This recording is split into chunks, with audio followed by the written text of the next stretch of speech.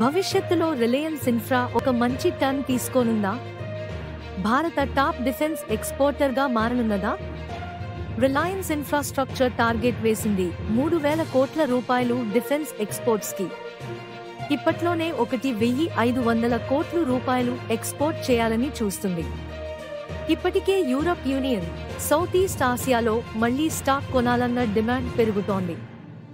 ఇదొక 4 లక్షల కోట్ల రూపాయలు మార్కెట్. యంత్ర ఇండియాతో కలిసి 155 మిల్లీమీటర్లు షెల్స్ తయారీలో రిలయన్స్ మాత్రమే ప్రైవేట్ పార్ట్నర్గా ఎంపికయ్యింది.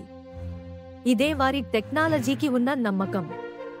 మహారాష్ట్రలోని రత్నగిరిలో 5,000 కోట్లతో తయారవుతున్న ధీరుభాయ్ అంబానీ డిఫెన్స్ సిటీ దేశంలోనే అతిపెద్ద ప్రైవేట్ డిఫెన్స్ ప్రాజెక్ట్.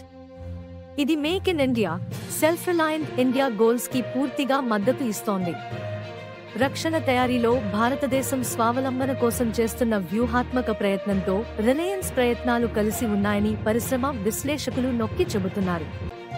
KPMG వంటి అంచనాల ద్వారా ఇది బలోపేతమవుతుంది.